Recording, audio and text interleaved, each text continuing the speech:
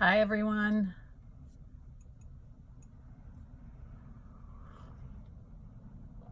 And my favorite cup by far, given to me by Jason last Christmas, I think. I'm a huge fan, and I know a lot of people that know me know that, but anyway. Today I want to talk about my appointment with the doctor that was on Monday, a follow-up exam, and a few other things. I'm leaving on Monday to go to Cancun, Mexico for the Hope4Cancer clinic. I'm very, very, very excited about this. I read through all the therapies that they're going to be doing, like vitamin C treatments, which is injections, drip bags, Latriol, which is B17, has been proven to kill cancer cells. Many other things. Hyperthermia they're going to put me under, which is when you heat the body up temperature-wise. You heat it up to, I think, 105. It's basically you put the body into a fever state for so long while giving a bag full of nutrients. And fever also has been known to kill cancer and tumors, and that was studied a long time ago. So a big combination effect. Anyway, I went to the doctor, back to my surgeon doctor on Monday, and I didn't know exactly what we were gonna talk about. I know he wanted to look at my incisions, and he kind of looked at my incisions. And then I said, let's talk about the pathology report of the tumor. You know, there were things on there that I didn't quite understand. I understand more than most because I've been reading medical files for a while, my own medical files for a while, my results, because I always did lab work like 3 or 4 times a year to just make sure that my levels were always good, and to find out what I was deficient in, just as a preventative thing. I know it didn't work, but but it is a good thing to do. Just get you can get this is covered by insurance. You can ask your doctor for a vitamin panel, hormone panel, metals toxicity panel, all sorts of different blood panels. And if your doctor tells you don't need it, tell him to get a new doctor. Because it's good to find out, you know, test your liver, get a lipid panel. That is a in-depth cholesterol panel. It'll tell you what particle size is going through your blood. If the big particles are the ones that are the good cholesterol, and your body needs a certain amount of cholesterol. The small particles are the ones that get stuck in the walls and then build up in your arteries. So lipid panel tells you all of that, and then you can adjust accordingly. I digress, but so we talked about chemo a little bit because I wanted to get more in depth with that. And prior to my visit, I actually did some in-depth research on chemo and colon cancer.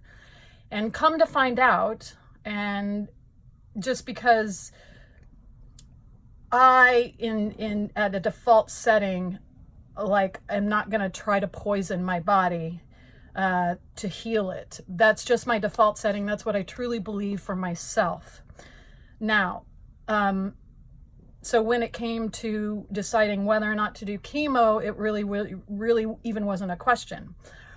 But what I didn't know is that it's ineffective for colon cancer.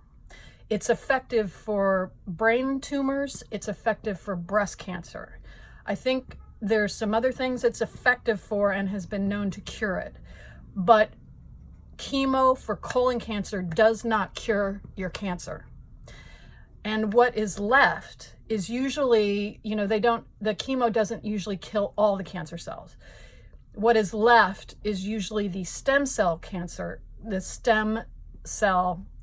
cells, sorry. And those are the ones that are the most aggressive. And a lot of times after you've done chemo, how many ever years later, it can come back stronger, and even a different type of cancer can come back. So anyway, back to my doctor. I said, what is the average that somebody, lives after doing chemo for colon cancer? And he said, on the average, you get 4 more years. 4 more years. I'm supposed to willingly poison my body, have a poor quality of life while I'm doing it, and then wait for the cancer to come back. I'd said all this to him, and he just kind of was like, well, that's what we offer here. And I told him I was doing alternative therapy. I didn't tell him where because he doesn't know about the alternative therapies. And if he does, he's keeping it hush-hush. They can't really, I'm sure they can't talk about alternative therapies at Sloan Kettering. They're going to talk about what Sloan offers. So he confirmed what I had researched, and it's not an effective way. It does not cure cancer.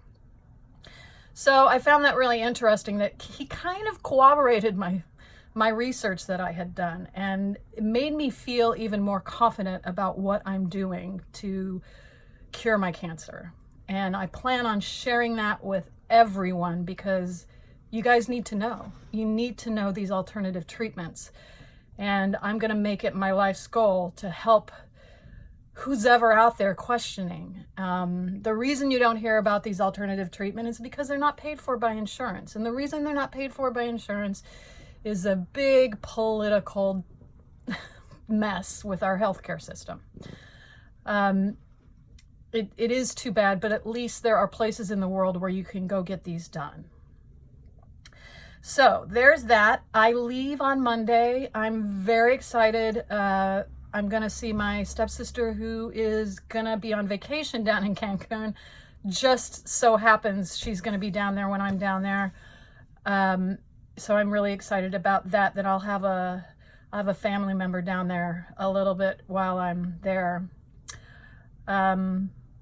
Yeah, so I'm going to be posting, as you probably have seen with some of my other posts, a lot of the healing arsenal that I'm doing on my own, which is a lot of adaptogens and mushrooms and supplements and that kind of thing. I'm even eating apricot kernels, and I will post exactly what those are. It's B17. It's basically what I'm going to be getting a high concentration of with the drip bag that they're going to put into my arm. I'm hoping not to look like a heroin addict after coming out of treatment down in Mexico. Like my veins are collapsing. I'm sure they've got that all figured out. But yeah, so doing great. Still doing the near infrared lights in the morning, and I'm doing more and more exercises. Even my sit-ups were a little bit more intense. And I think it's just my lower abdomen muscles that I just can't do a full-on sit-up yet, but I have been doing, those kind of things. It's good to get those muscles back up and strong and working and doing everything you can. Yeah. So doing pretty good today, and I will be back. I don't know if I'll post again before I go to Cancun, but you guys will definitely be on board for all of my therapies down there. I even want to interview the doctor. I want to start a podcast about healing therapies and what you do when you have cancer and you don't want to go the conventional route, and what I did. I want to post what I did, and I'm hoping that it helps a lot of people. Thank you, and I'll talk to you later. Bye.